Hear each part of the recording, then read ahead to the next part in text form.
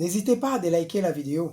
Et si vous êtes nouveau sur la chaîne JNZ Nyon TV, n'oubliez pas de vous abonner et d'activer la notification pour ne rien rater. Merci na bana vile Matadi, commis de Matadi, commis de Nzanza, commis de Vuzi. Merci na bana kamula nyonso batindeli ngai artiste na bango na kombo ya la Médor. La Médor na ibi ya artiste munene na pour selon ngai, bon selon bat na ibité sur les artistes munene. Yango to ko découvrir na batana na ye pe na capacité na nyonso. Awa to beta mima solo ya histoire ya artiste. Na ibité soki ya zandengeni. Yango to son artiste tout bien. En tout cas, papa maman ça attentif nyonso pena o to na ye azala pena disponible répondre ngai so ya mabe olimbisa ngai ya malamu munde ko produit ngai tant que moi na bino ndeko na bino na kombo ya Medaka Budi azali moko ya kombo ya Sire Boniface na niveau ya Matadi awa na pesi mi connaissance na famille Martin Kanda nyonso bana Isipa en tout cas ce qui est avec vous bana IC Matadi histoire Isipa système Unikine bana na biso ya humanité bonne chance d'avance déjà na 6e bana 6e déjà bonne chance na bino garantie rozonga na début ya makasolo ya classe avant na pesa artiste na ngama maloba na kosenga mpe na merci na ingénieur merci na nkolo espace oyo PDG mbanga pesi biso ba bon séjour na yo si vous allez na bon dimanche na yo. Bonjour artiste. Ouais, bonjour CP Boniface. Merci. Ouais. Artiste kombo nani? Ouais, nayebi ke mingi batuna rabaye ba la Médor azana la Médor artiste afrobiste ou a donc évolué précisément dans la ville à Matadi. Ba o ba yo kara la Médor vraiment personne donc la Médor ngoye yoko. Ouais, en tout cas CP Boniface na pesi mingi ba mes condoléances na université où tu ko la tout chose problème donc biso nyonso toza dei quoi easy pas donc ba université nyonso toza vraiment na dei donc to la papa la biso Martin Kanda qui son âme repose à paix. Merci. Artiste on kombo na yo la Médor kombo na yo vraiment nyonso oyo pena benga ona opena papa bota na bota yo. Ouais, merci CP Boniface vraiment nga kombo oyo papa na maman baboti nga kombo baboteli ngeza vraiment Kiro.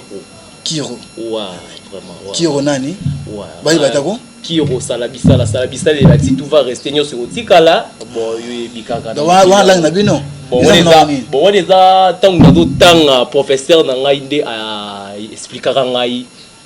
Kiro kifindi salabisala les nyonso etikala donc yebi yango lelo papa yango ya ki italaka papa la biso Martin Kanda lelo nyonso etikali donc comme lobi pe la Médor okende pe nyonso ya etikala c'est ça ouais vraiment. Merci la Médor oza mwana ya Matadi to oza noka vena. Bon merci mingi vraiment CP Boniface na question posée nga vraiment ça bien pour ba fanatique ou ba komisa la mais ou ba linga la Médor na bato ba ebi la Médor peut-être ba ebate la Médor to mona kaka uta puis to monika la Médor aye azobeta zo kanga mbala moko donc auti wapi oui merci en tout cas ngane nazala nga bonaza kinoa na botami na kin na koli na kin musique na ngapi na évolution na kin na sepela ki koya Matadi pona na bandeko na nga awa. Donc il y a Matadi au tia bango mal à l'aise to ndengeni. Ah té bon, et ça pour la mal à l'aise té. Na sepela ka ko ya Matadi pona bandeko ko visiter ko penser yango bandaka la. Que non un jour faut na beta tourna Matadi na kende pe kuna peut-être na okuta la pela ba collègue na nga ba artiste ba oza kuna pe oza bien évoluer pe le susu kuna donc yango lelo pe na ye na donc évoluer na bango toza ensemble donc merci vraiment. Ça va aussi venir bango tondo eba usuka na niveau nini ya classe wana to bité que non na eba que non artiste batanga na quand même. Merci vraiment niveau à classe to eba ouais ngani na combien école na bino ngani na boye na ta D6 tutangi na bana kitomesa baebi na kini na nini na des bonhommes kitomesa na tangi na kitomesa na za mwana apezali na Matadi oui na tangi na kitomesa na kini na des bonhommes ba o baebi to présenter na siama ouais ba tozala ba collègue na nga misu to présenter na bango ba ekuchu donc na pesa ba mbote malgré tout okoma dia musika mais moyo koma nango en tout cas vraiment kamite de koma nango ouais mukie ko ndo lingate cours on a en tout cas c'est fait Boniface oyebi bon nga vraiment eloko banda ko compliqué nga moi mingi vraiment ezaki mathématique en tout cas on apprend en français na onda au français vraiment normal mais mathématique yo yebi tant to comme na ensemble Z donc ba makambo ina poisson ka banda donc to sala ndeti ko kamo meto kamo te po za betape oui betape même en tout cas ça la ko s'adapter mais na banda na au travail mathématique mais banda ko rendre un peu difficile na batamo mais na mo bino toucher moi français na ya pembeli tiens moi numéro 1 ya mwana ya na ngoti ouais donc bando ya matadi c'est combien de ans ah bon depuis na matadi awa na sali déjà 2 ans déjà na uta ko koksa na avril awa na koksa ki 2 ans le deux ans na août là c'est déjà 2 ans 3 mois je pense normalement on a bien voir donc ce que oza so côté ni ozofanda kamulai to ozofanda no bon ouais nga vraiment ndé na za boye précisément la minute ni na bona défendre la musique ya kamulai état qui est artiste donc aux artistes kamulai donc na artiste on a zo l'artiste kamulai ndeyo donc te eza bongo te na kamulai ba artiste basé belé o tozoko évoluer na kata kamulai mais na za parmi ba artiste bon comme petit frère dans la réal donc na lo bango vraiment en tout cas ce qui à part réal à part réel bon na za yo ka banze mboni ka na o le ka na balabala bon kana kacho na bino kono à part réel na ebi na za petit frère na donc à part petit frère na ngai pour petit frère na ngai ouais bien sûr tout ça né musique tout ça né ndako oui ebi kana musique ya za la raté te na musique ya za la raté ouais c'est ça ouais na ebi c'est ça mais vient dans sa boîte leader yo yebitalaka wana za doyen vraiment la makambo musique na kata kamula donc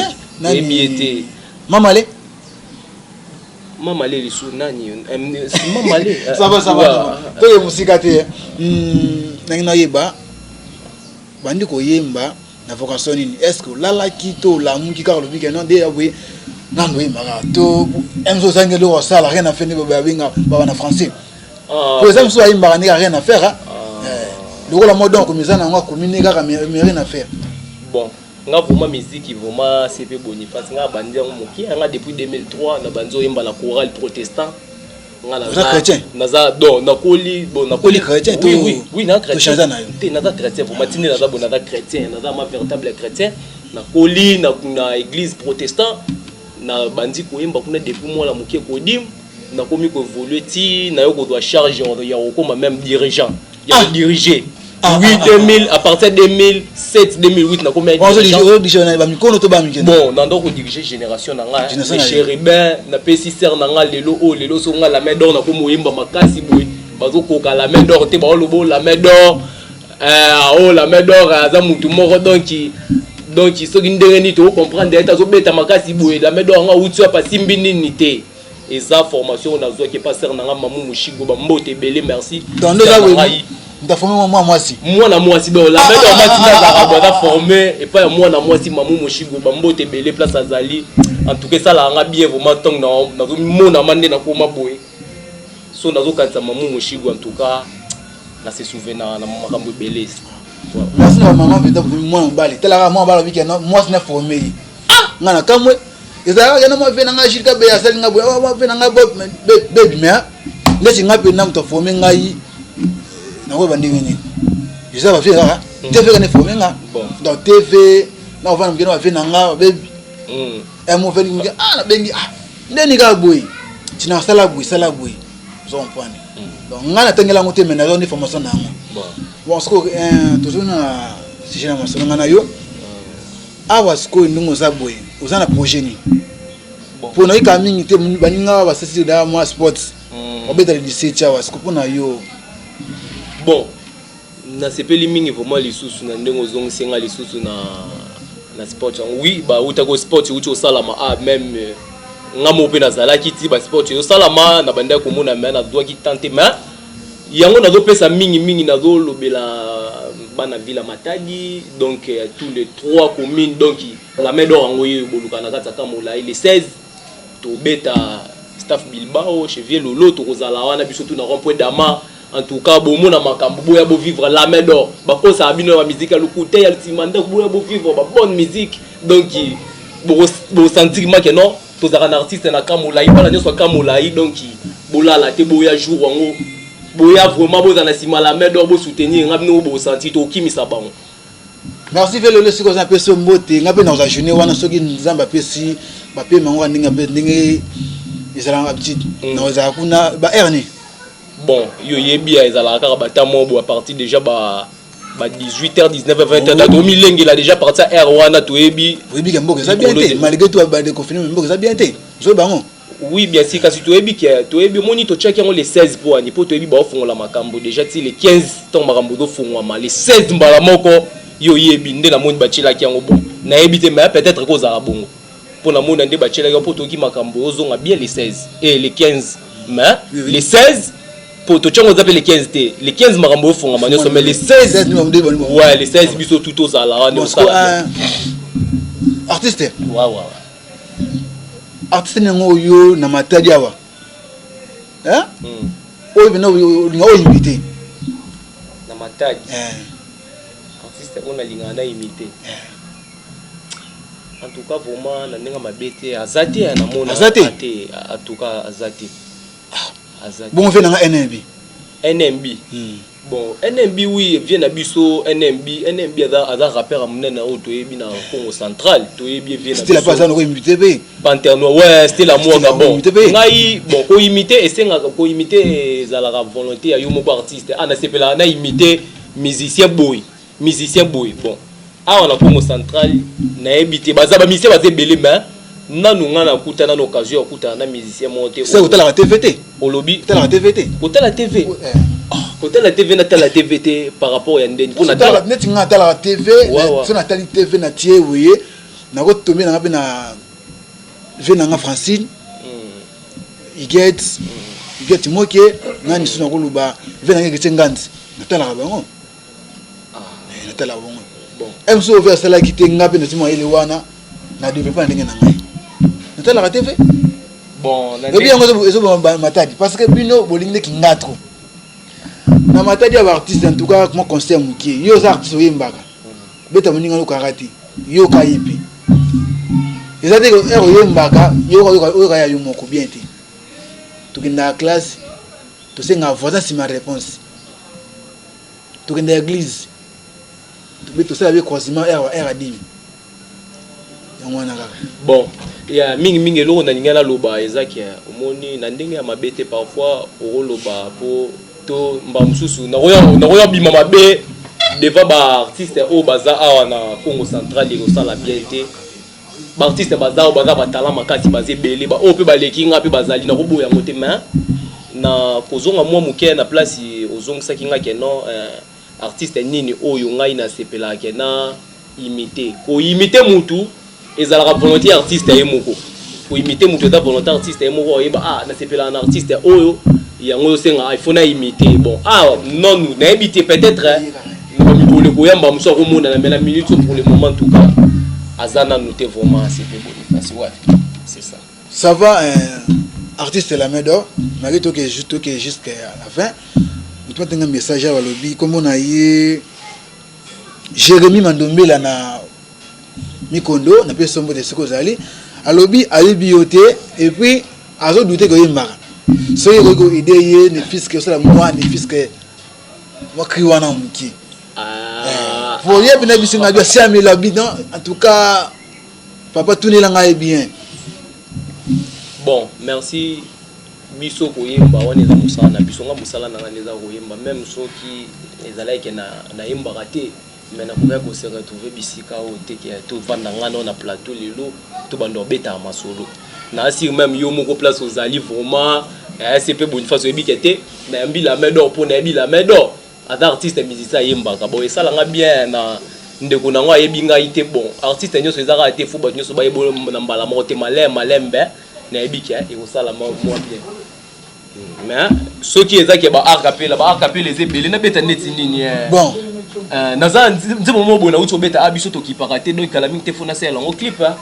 ngano no yango te non yo yango te non yo te mais kenda ba finga batonga baloba biso to ki pakate makita na bango tokotaka te biso tokipaka te banzela na bango kutu tolekaka te basi na bango na nzela tobengaka te biso tokipaka te mibali na bango kutu totalaka te boki na bar topeya tosengaka te lelo mobali ya mutu mwasa ya mutu toza na ambiance donc na osalela yango donc na opréparé na esalela yango clip. Merci Jérémy siko ozali na se koyoki de artiste nde ayembi tokipaka te moto akipa bazali moto akipaka motu oyo balandelaka mingi biso tokipaka te donc bon na kala onaki mpe moto asi bon comprendre mango bigana biso tokipaka te bon kokipe par rapport ya quoi par rapport na oloba na sens ke nde ngai nasalila makambo nanga nde na vivaka donc nalinga mingi komikotisala makambo ya bato te mpo mabeyela ngai te yango nalinga mingi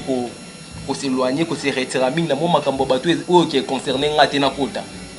natalaki eza inspiration toza bamusicien biso toza bato moko tosinspira pa pamba likambo omoni nakoleka mpe boye naotambola namoni likambo boye ngai nake na s'inspire nango yango musicien aza messager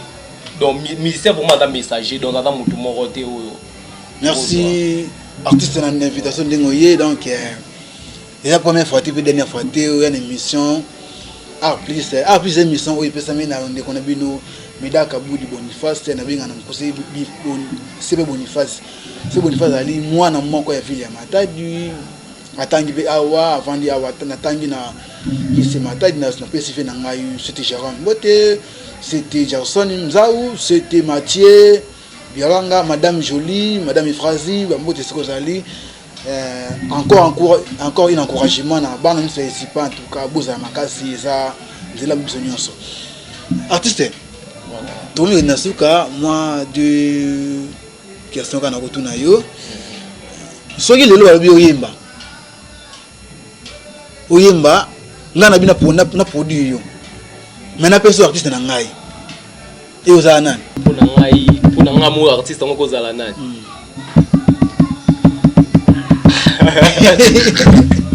c'est fait mon passion na monyo benga nga olukela makambo to nini po artiste basé belé yo pour la do moko kana pona muchenga équation bon na ebité yo artiste basé bon ngana ponela yo bon mais quand par rapport à idée non me souviens idée nga te ezala bongo ah mais bon est-ce que so mutonga la sepeli na été siko pona te mais eza ngai na produit bino eza loko na ngai bino yembela no bale mais siko bon omoni na boyango te omoni ko collaborer na artiste mo muninga moko eza mabete mais il faut bozala pe a bonne relation pour collaborer bien même production ko za la meilleure tant bino artiste bolingo ezate bozala koyokana te omona te même makambo bozala bosuka la bino na nzela artiste na si message mo wa ba bisi batindinge pa nani pa ya nomi ikanga na baoba alobi artiste azolo bebele azobuli baninga na ye pona ni na bude baninga na sens ni parce que na biso na ponelo mutu bon yo boyi bon ngai na makolinga te na mibimisa na ndenge moke na yebi mingi ubianga na leki baninga musu bien na yebite ou bien baninga donc ngaka nena milaksa na spécialité na lo bango na bandela ngo bon ngana d'ailleurs pende na boye na zape na ranki na muté moko pona na ça va na ponela yo nani na ponela yo mutu tinda nda message yao na yebi de mutango ya Poutou DJ Poutou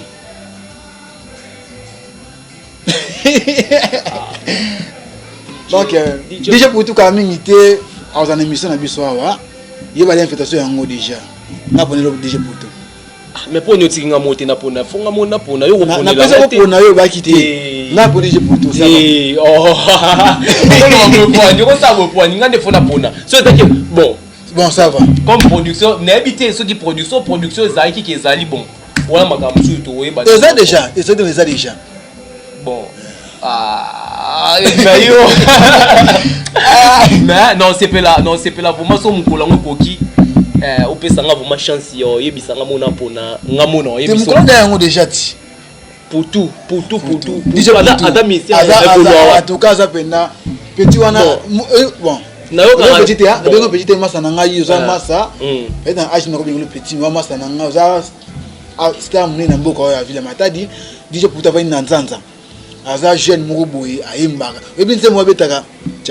chata ujana oui bien nse bango ah non je ne pense pas je ne pense pas DJ Puta bon déjà Kalaming do boye bana ye un artiste la médor merci na sima caméra to sana ingénieur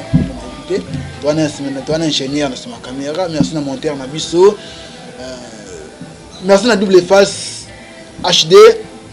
label na biso moko boye ya bana Matadi ndenge zo produit ngai pe o ya bino ndiko mwana wa na pesi mama bota ngai mama Marine Paul sika na ndako mbote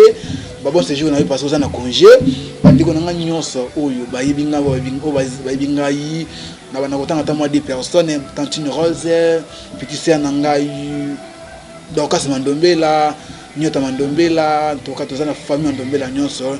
famille Biangozi j'aime Biangozi Daniel Biangozi na masa na petit sœur na ngaso na lingaka mingi Soise Wasobita je t'aime beaucoup artiste nayebi ke na presque na vacation soki ya mabezali les de voir en église en tout cas ceux qui battent ma belle limbisa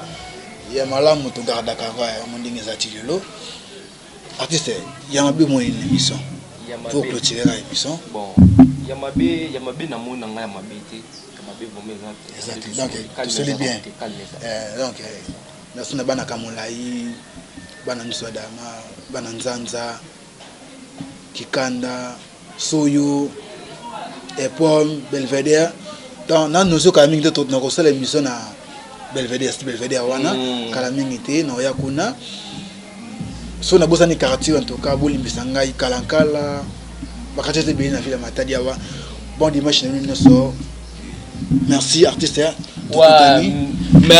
c'est pas babi bona et le moment où na bosa ni na linga na lobalika mo na bosa ni tala kaka mo bombote sala bien ah oui bosa na ki na pesa na banama na oncle na ngai au mandat Badel en tant que superviseur donc la minute pas gouverneur à tout ma bwana donc ya zawana mobali ya mama Karine na pesi mbote na boss HL champion 6600 volts donc ba vie na ba soutenir ngai dipindi trésor mayala donc bino tout na osenga la bino ba vie bo soutenir ngai la pesi mbote na ba massa na ba GB la vengeance Jarul power l'homme de quelqu'un donc ba mbote belé donc il est ya ibanda donc ba mbote belé donc mingi on le bezate na préparer donc à bientôt on obeta calamité